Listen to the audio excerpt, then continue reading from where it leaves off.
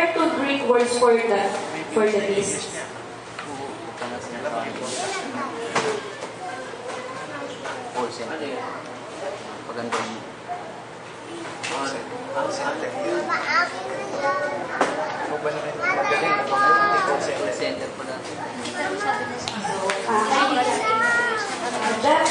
That two beasts is being referred in the book of Revelation.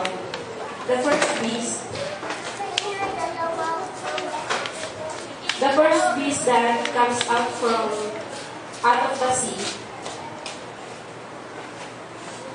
is given authority and power by the dragon. It is initially mentioned in Revelation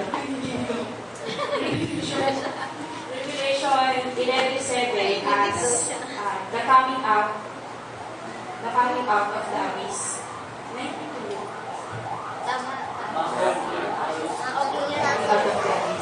And the appearance of the beast that comes out of the sea is being described in detail in Revelation 13:1-10.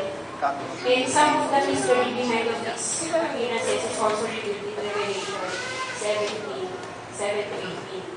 So that's the first beast. And we already know that it was the dragon.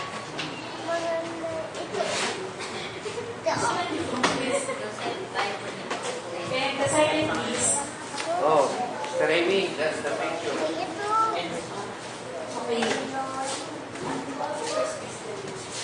The second beast. Second beast is the American. Can we point it out, Brother Bennett, because This is the first beast. okay, that's the first beast. And the Dinosaur. second beast that comes out of the earth. Of the earth.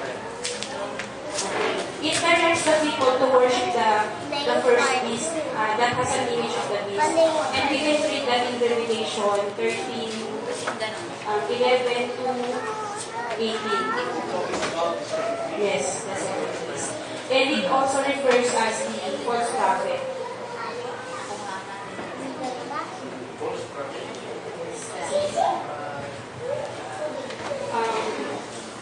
I'll be explaining later the This is the second beast. And second beast. American And the bison. two beasts in Revelation 13 are alike with the dragon in opposition to God because they kill the saints. This is the first beast and those who second do not beast. worship the image of the first beast of the sea. And they influence the kings of the earth to gather together for the battle of Armageddon. But in the end, these two beasts are defeated by Christ and they will be thrown into the lake of fire. And it was mentioned in Revelation 19:18-20. So I'll be recording the rest tonight. I will go.